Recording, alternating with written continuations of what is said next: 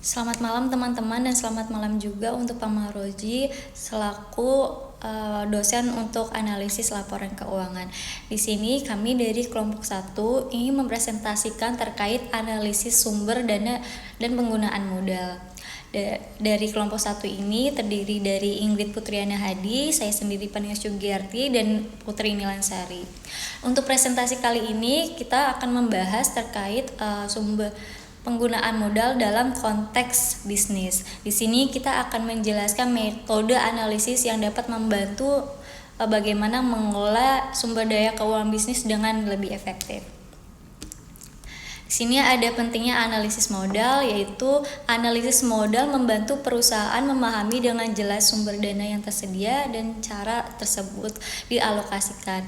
Ini kemungkinan perusahaan untuk membuat keputusan yang lebih terinformasi tentang investasi dan strategi pertumbuhan. Ada pengambilan keputusan yang efektif, yaitu memahami struktur modal, rasio keuangan, dan analisis likuiditas memungkinkan perusahaan untuk membuat keputusan yang efektif tentang penggalangan dana, manajemen risiko, dan profitabilitasnya. Lalu di sini ada sumber modal, utang, dan ekuitas. Utang sendiri ini merupakan sumber modal yang diperoleh dari pinjaman atau obligasi.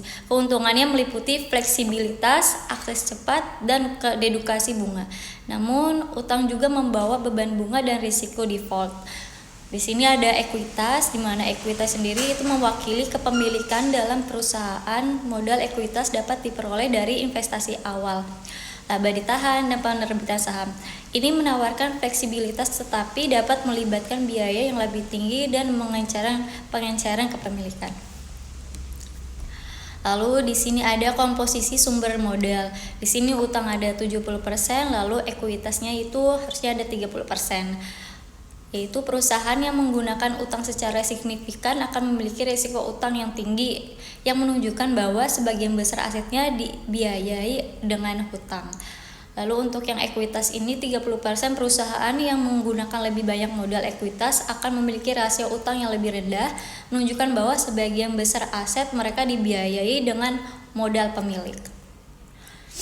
Lalu di sini ada struktur pemodalan dan risiko. Yang pertama itu ada tingkat utang yang tinggi, yaitu berisiko tinggi karena perusahaan memiliki beban bunga yang lebih tinggi dan risiko default yang lebih besar.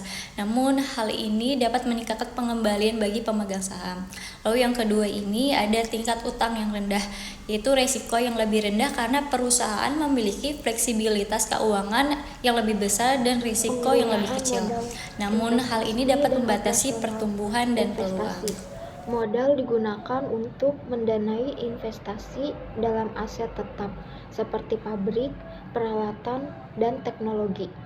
Investasi yang bijaksana membantu perusahaan meningkatkan efisiensi dan kapasitas produksi operasional. Modal juga digunakan untuk membiayai operasi sehari-hari perusahaan seperti gaji karyawan, bahan baku, dan biaya overhead.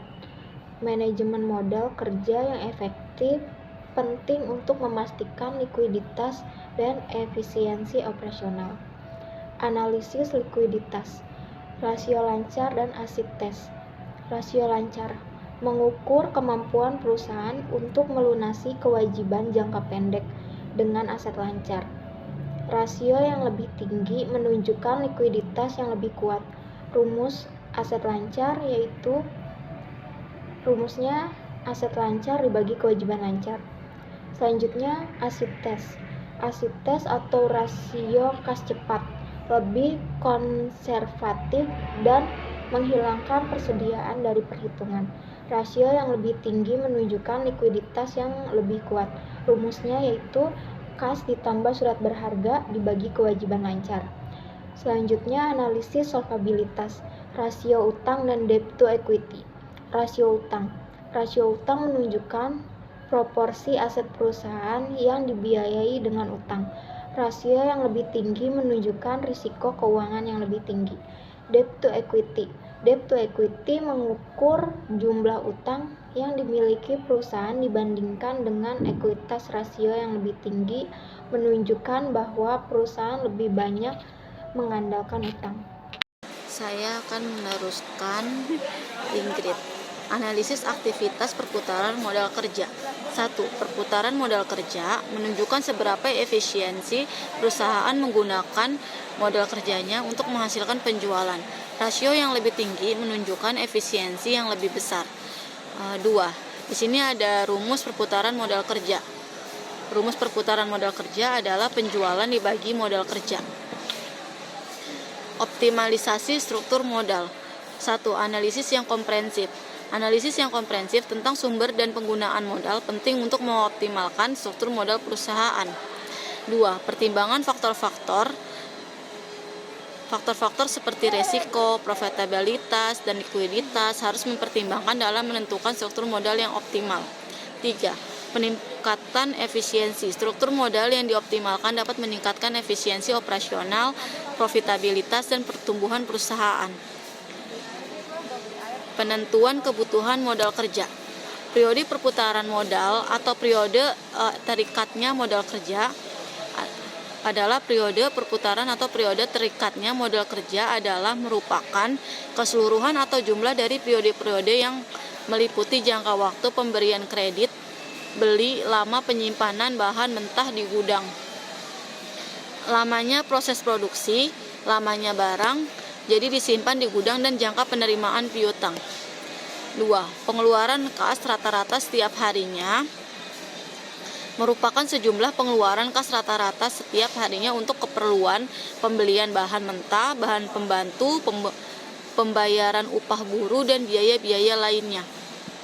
Di sini ada periode perputaran. Contoh periode perputarannya. Di sini lamanya proses produksi, lamanya barang disimpan di gudang, lamanya jangka waktu penerimaan piutang, ditotalin menjadi periode terikatnya 30 hari.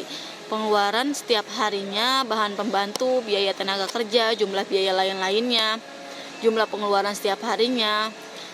Nah, di sini kebutuhan modal kerja bagi perusahaan yang menjalankan aktivitas usaha setiap harinya dapat menjamin komunitas usahanya dibutuhkan modal kerja sebesar 100.000 dikali 30 hari sama dengan 3 juta. Penggunaan modal kerja, pembayaran biaya operasi perusahaan. 1. Kerugian yang diderita perusahaan membentukkan dana pemisahan aktiva lancar, pembelian aktiva tetap, pembayaran hutang jangka panjang atau PRIV. 2. Pembelian kembali saham. Di sini ada beberapa contoh dari modal kerja pembayaran biaya operasi. Sekian presentasi dari kelompok 1, kami ucapkan terima kasih.